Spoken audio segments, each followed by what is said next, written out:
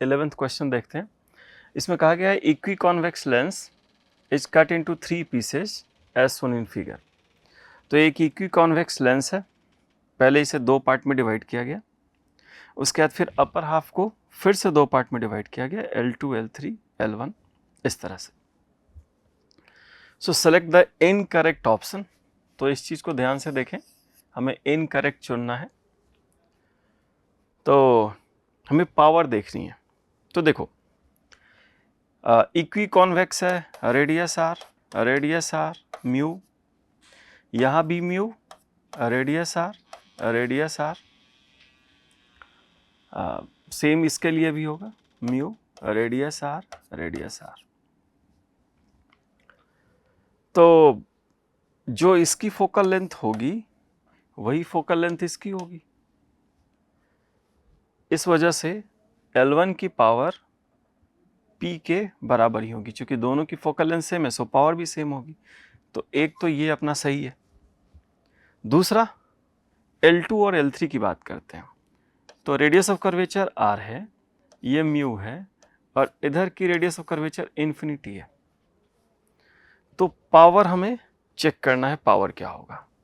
तो यहाँ पे पावर अगर अपन लिखें तो पावर होगा 1/f equal to mu minus 1 into 2/r। अगर हम इसके लिए पावर लिखें तो पावर कितना होगा? So power will be 1/f dash equal to mu minus 1 and it will be 1/r. So P dash will be P/2। ये जो पावर है इसका ये हाफ आएगा ना, सो P/2। सो हम लोग कह सकते हैं कि L3 की पावर P/2 है, L2 की पावर P है, तो 2, 4, 3 करेक्ट हुआ और 1 ऑप्शन रॉन्ग हुआ। सो यहाँ पे चूंकि हमें इनकरेक्ट ऑप्शन चेक करना था, इसलिए फर्स्ट ऑप्शन L1 की पावर जो कि P के बराबर है वो P/2 नहीं होगी। सो नेक्स्ट क्वेश्चन पे चलते हैं। ये हमारा नेक्स्ट क्वेश्चन है। इसमें कहता है कि a block of mass 10 kg is suspended with the help of a string of length 5 meter. A force of 30 Newton is applied in horizontal direction at midpoint of the string. Angle made by upper half part of the string with horizontal direction in equilibrium condition will be। तो question कहता है कि सबसे पहले एक block suspended है, क्या किया गया, मिड पॉइंट पे इधर फोर्स लगाया गया 30 न्यूटन, यहाँ ब्लॉक लटका हुआ है, 5 मीटर लेंथ की थी, so it will be 2.5 metre, और ये भी 2.5 मीटर है, इस तरह से। तो कहता है कि 30 न्यूटन है, ये 10 kg है। So then angle made, what is the angle? तो हमें एंगल फाइंड आउट करना है। Made by upper half part of the string with horizontal direction, so what is theta, ऐसे हमसे पूछा गया है। सो यहाँ टेंशन क्या होगा, इट विल बी टी, इसकी इधर कंपोनेंट टी कॉस थीटा, इधर component T sine theta.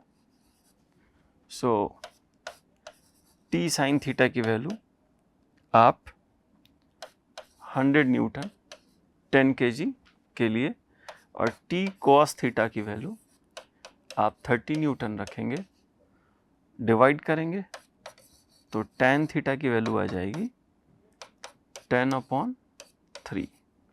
So theta आ जाएगी tan inverse 10/3। So second option must be correct option in this question. आइए हम लोग 13th क्वेश्चन देखते हैं। 13th क्वेश्चन में which option does not represent dimension of time. तो सबसे पहले रूट LC को चेक करते हैं। तो हम लोगों ने पढ़ा है कि रेजोनेंट फ्रीक्वेंसी जो होती है वो 1/√LC LC आती है, इस ओमेगा को अपन लिख सकते हैं 2 pi upon T, where T is time period. तो ऑफ कोर्स टी जो आएगा वो कितना आएगा, 2 पाई रूट LC। तो इसकी डायमेंशन टाइम की डायमेंशन होगी। सो एक ये आ गया। LR ग्रोथ सर्किट में हमने पढ़ा है कि जो टाइम कांस्टेंट होता है वो L/R होता है। सो इसका भी डायमेंशन टाइम का डायमेंशन होगा। RC चार्जिंग सर्किट में हमने पढ़ा है कि T इक्वल टू RC जो होता है वो टाइम कांस्टेंट होता है। सो ये भी टाइम का डायमेंशन देगा, ये नहीं देगा। सो डज नॉट रिप्रेजेंट हमसे पूछा था। So L/C does not represent the dimension of time. So the answer must be third. Let's move on. Next question हमारा जो है ये करंट और करंट डेंसिटी से रिलेटेड है। Current is flowing through conductor where current density J is uniform, it is equal to this, radius of conductor R equal to 4 mm, determine the current flow from R equal to R by 2 to R. So current density और uniform दे रखा है, ठीक है। तो current क्या होगा, तो ये तो सिंपल हो जाएगा, I equal to current density into area. So area will be pi R square minus R by 2 का whole square, something like this. So J की वैल्यू क्या आती है, it is 10 to the power 6 into pi, और इसको solve करने पे कितना आएगा, तो 4 3, सो 3R स्क्वायर अपॉन 4, और अपन फर्दर इसे सॉल्व करेंगे। सो R की वैल्यू दी हुई है 4 mm, so it will be 10 to the power 6 into pi into 3 into 16 into 10 to the power mm में दी है millimetre, so it will be minus 6 divided by 4, so 4 से 4 4 जा 16, so we have 12 pi and this cancel, so 12 pi must be the correct answer and hence option 3 is correct answer. So आगे बढ़ते हैं। Next question Newton laws of motion से है। तो इधर भारी है, इधर हल्का है, सिंपल दिख रहा है। सो इधर कितना हो जाएगा, 12g साइन अल्फा, इधर कितना हो जाएगा, it will be 3g sine beta. So हमें एक्सेलरेशन पूछा गया है इस सवाल में, तो ये तो स्ट्रेट फॉरवर्ड सवाल है। एक्सेलरेशन हो जाएगा 12g sign alpha minus 3g sine beta divided by 15। सो ये कितना हो जाएगा, देखो माइनस में है 3 5 जा एंड 3 4 जा, so it will be g आप कॉमन ले लो बाई 5, इधर आ जाएगा 4 sine alpha minus sine beta. So second option will be correct answer here. Direct अपन यूज कर सकते हैं parallel to the string, net force upon total mass, that will give acceleration. आइए नेक्स्ट क्वेश्चन पे चलते हैं। सो ये current electricity से क्वेश्चन है। For what value of m equivalent resistance is minimum. तो इसका इक्विवेलेंट रेसिस्टेंस क्या होगा, it will B ma upon 3। इसका इक्विवेलेंट क्या होगा, it will B a by 2m, और दोनों सीरीज में है। सो रेसिस्टेंस की वैल्यू जो होगी that will be ma upon 3 plus a by 2m। सो इसको अगर सॉल्व करें हम लोग तो ये आ जाएगा 6m और 2m स्क्वायर a, या फिर इसे सॉल्व करने की ज़रूरत नहीं है, हम सीधा देखते हैं। रेसिस्टेंस की मैक्सिमम वैल्यू पूछी गई है, तो फॉर मैक्सिमम मिनिमा क्या करेंगे, d r by d m we will find out. So a by 3, इसको अपन डिफ्रेंशिएट करते हैं,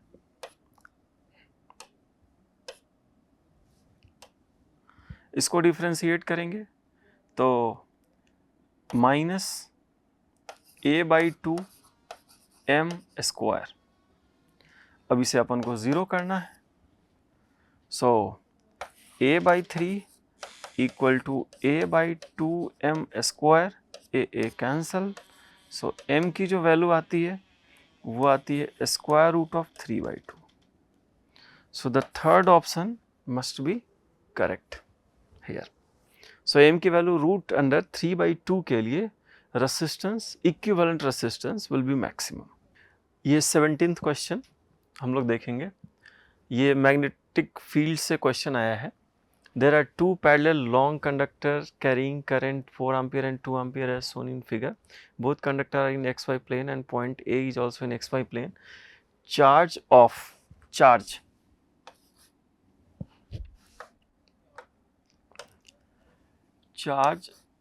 of 3 pi coulomb is moving with velocity this at point A. Magnetic force on this charge is given by this. Determine x. तो हमें x की find out करनी है। तो सबसे पहले b कैलकुलेट करेंगे। अगर b हम लोग कैलकुलेट करें तो b की वैल्यू क्या आएगी, तो इसकी वजह से अंदर की तरफ और इसकी वजह से बाहर की तरफ।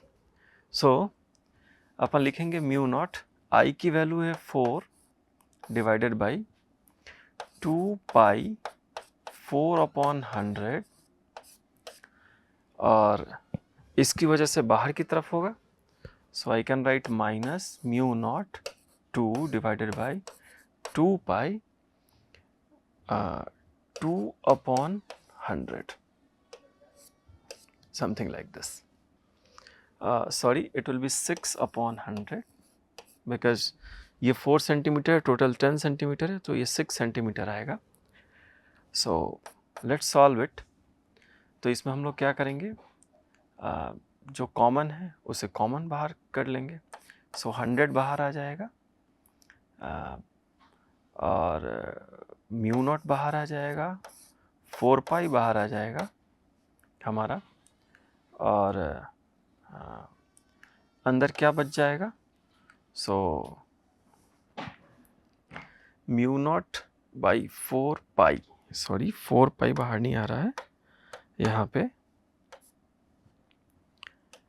पे 2 पाई बाहर आ रहा है, ये आ गया बाहर, 2 पाई बाहर आ गया, 100 आ गया, म्यू नॉट आ गया, 4 बाई 4 1 हो जाएगा, माइनस म्यू नॉट बाई 2 पाई बाहर, 6 बाहर, सॉरी म्यू नॉट बाई 2 पाई बाहर, 100 बाहर, so it will be 2 by 6.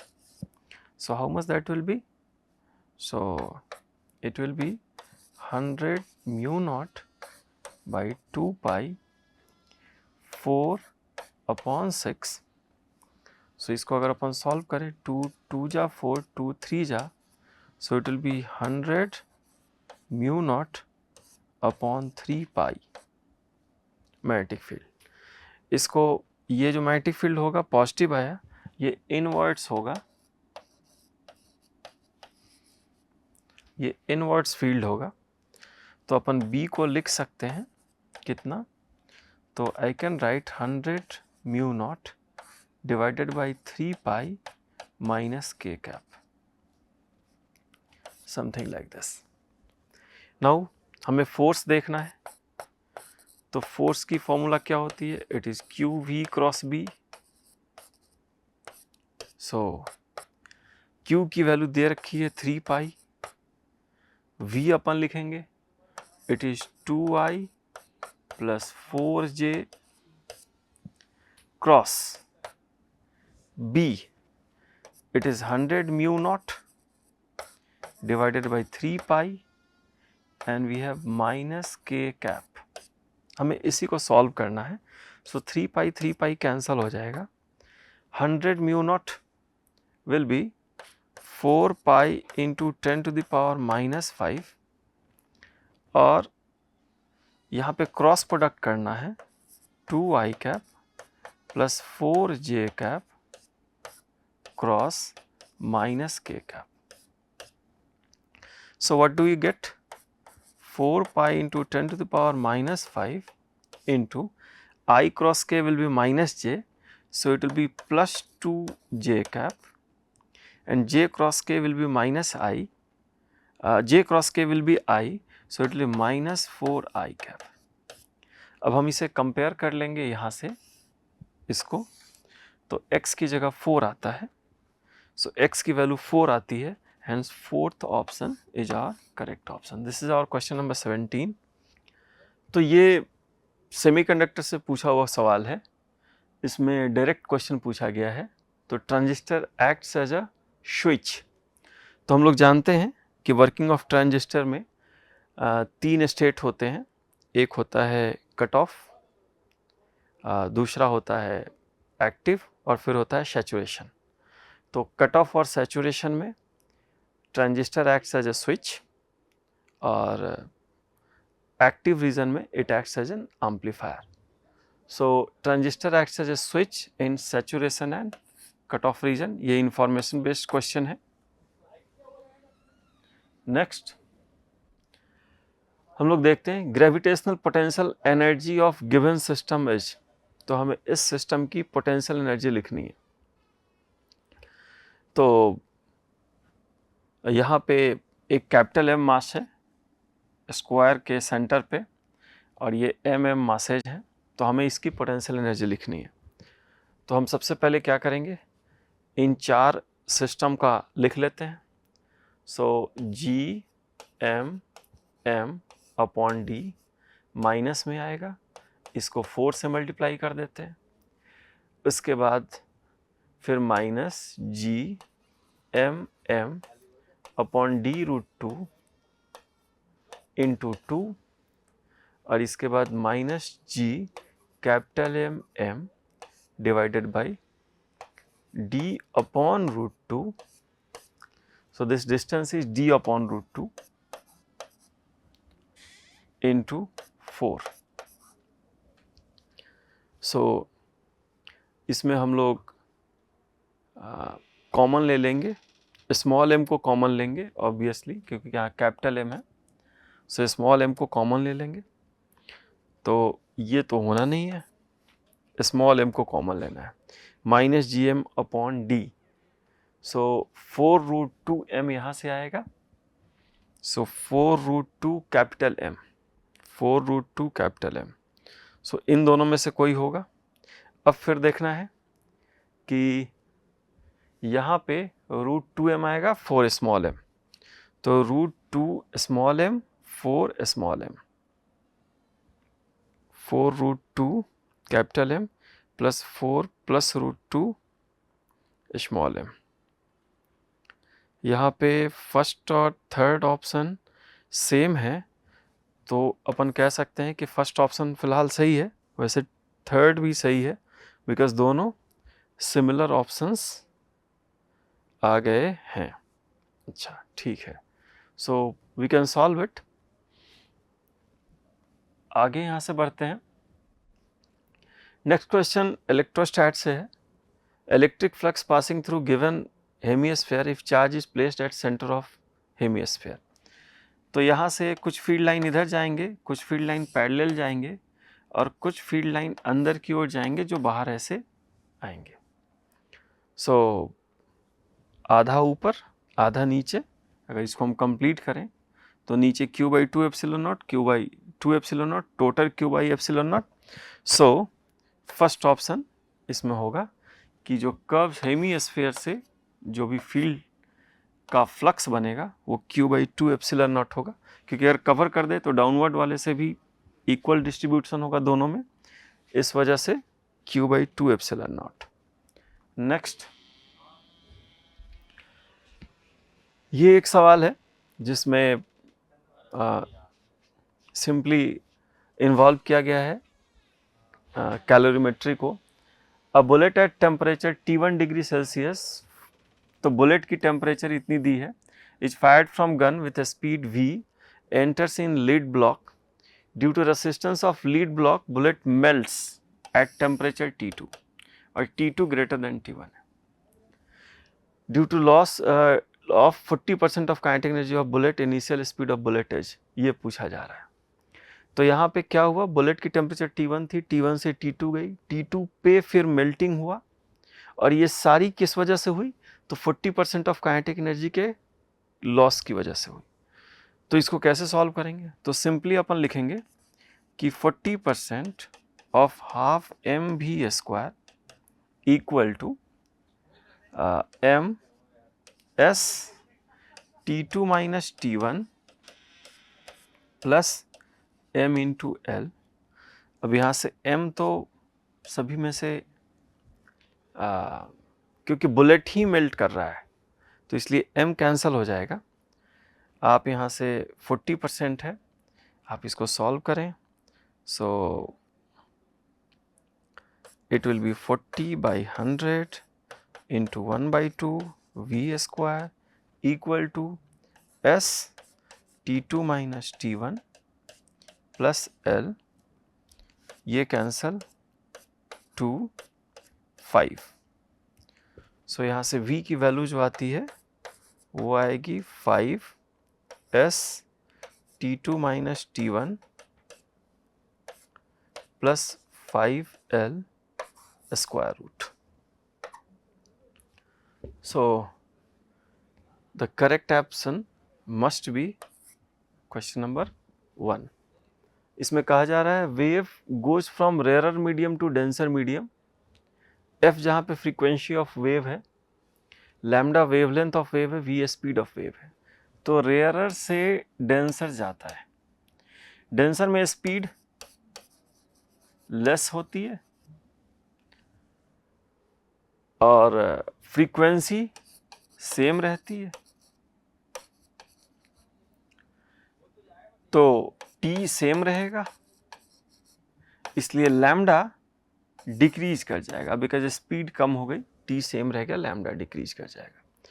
सो यहाँ पे क्या होगा, कहता है कि speed frequency lambda all decreases, गलत बात है, फ्रीक्वेंसी कांस्टेंट रहेगी, v डिक्रीज करेगा एंड लैम्डा डिक्रीज करेगा, जैसा अभी एक्सप्लेन किया। So third option will be correct option. Let's see 23rd number question. 3 identical charges 2 coulomb each are connected with 3 different identical vertical strings। तो question कह रहा है कि इसमें 3 वर्टिकल स्ट्रिंग से अलग अलग 3 चार्जेस को सस्पेंड किया गया है, लटकाया गया है, और ये कुछ इस तरह से हॉरिजॉन्टल प्लेन में तीनों हैं, सिमेट्रिक है, तो ये लेंथ सेम रहेगी, ये 2 मीटर दिया हुआ है। और हम लोग क्या कहता है कि find ratio of net electrostatic force, यहाँ पे ऐसे कहा गया है, on any one charge to the force between any 2 charges. तो सबसे पहले इसका हम टॉप व्यू बना लेते हैं। तो टॉप व्यू बनाएंगे, सो it will be something like this. यहाँ Q है, यहाँ Q है, यहाँ L है, L है, L है, यहाँ Q है, something like this. So this is 60 degree, इसकी वजह से फोर्स इधर आएगा, इसकी वजह से फोर्स इधर आएगा, और ये 60 डिग्री है इन दोनों के बीच में। सो नेट फोर्स क्या आएगा, so net force will be root under f² plus f² plus 2f cos 60। So ये आएगा कितना, it will be 3f², so f root 3। So अगर हम रेशियो लें नेट फोर्स का और किसी 2 चार्ज के बीच के फोर्स का, तो वो आएगा f net divided by f equal to root 3। So root 3:1 is the correct option here. यहाँ पे ये कम्युनिकेशन चैप्टर का एक सवाल था, low frequency signal can not be transmitted to large distance, identify incorrect statement. Of course memory waste है, इस वजह से हमें कुछ ऑप्शंस डेवलप करने थे। तो पहला चीज़, it can be transmitted by modulating high frequency signal with it, तो yes it is correct. Antenna size required is very large to directly transmit it. हम लोगों ने पढ़ा था कि लो फ्रीक्वेंसी सिग्नल के लिए, साउंड सिग्नल के लिए 15 किलोमीटर का एंटीना की ज़रूरत पड़ जाती है मिनिमम, तो बहुत लार्ज होता है। चलिए, power of low frequency signal gets attenuated fast, तो पावर जो होता है वो बहुत फास्ट एटेन्यूएशन हो जाता है लो फ्रीक्वेंसी सिग्नल का, तो ये भी सही है। Low frequency signal can be used under space communication, no ये रॉन्ग है, इसके लिए तो हाई फ्रीक्वेंसी की ज़रूरत पड़ती है। सो इस वजह से फोर्थ ऑप्शन हम लोग कह सकते हैं ये इनकरेक्ट ऑप्शन है। सो 25th क्वेश्चन, ये काइनेटिक थ्योरी ऑफ गैस से लिया गया है। इसमें mean free path of gas molecule कैसे डिपेंड करता है डिफरेंट कंडीशन पे, इस पे बेस्ड ये क्वेश्चन है। तो सबसे पहले तो मीन फ्री पाथ अपन देख लेते हैं, मीन फ्री पाथ क्या होता है। मीन फ्री पाथ होती है 1/√2 pi D square small n, तो n is n by volume. इसको अपन फर्दर लिख सकते हैं कि 1/√2 pi D square, D is diameter of the molecule और एटम, और यहाँ अपन लिख सकते हैं volume upon capital N, volume upon capital N। तो हमें प्रेशर, टेम्परेचर, डेंसिटी सभी से रिलेट करना है, तो हम लोग देखेंगे we have P V equal to nRT, इसको हम लोग लिख सकते हैं P इक्वल टू या फिर PV equal to N KT अपन लिख सकते हैं, जहाँ K बोल्ट्जमैन कांस्टेंट है। यहाँ से VN जो आएगा that will be KT upon P। सो यहाँ से अपन लैम्डा की वैल्यू लिख सकते हैं 1/√2 pi D square into KT upon P। तो अगर यहाँ से हम लोग देखें और ऑप्शन को ज़रा रीड करें, तो increases with increase in temperature, तो सिर्फ टेम्परेचर पर डिपेंड नहीं कर रहा, प्रेशर भी है। सो अपन डायरेक्टली इसे नहीं कह सकते। Decrease with increase in density, density से कैसे रिलेटेड है चलिए देखते हैं थोड़ी देर में। पहले increase with increase in temperature, pressure constant, तो प्रेशर को कांस्टेंट रखा जाए, टेम्परेचर इंक्रीज की जाए तो लैम्डा इंक्रीज करेगा, हाँ ये सही है, C option is correct. Increases with increase in pressure but temperature constant, temperature constant रहेगा, प्रेशर इंक्रीज करेंगे तो लैम्डा डिक्रीज करेगा, क्योंकि इनवर्स प्रोपोर्शनल का रिलेशन है। सो ये भी रॉन्ग ऑप्शन है। डेंसिटी का रिलेशन हमें देखना होगा, तो एक बार फिर से हम लोग चेक करेंगे, P इक्वल टू ρRT/m ऐसा आता है। सो अगर हम अपन P की जगह पे रखें तो lambda equal to 1/√2 pi D square into we can write KT upon P ρRTm। So ये सारे TT कैंसिल हो जाएगा, KRM कांस्टेंट है, so density lambda inversely proportional. So if density increases so the lambda must decrease, so this is also correct option, hence second option is our correct in this case. These two statements are correct, A and D are incorrect. Okay.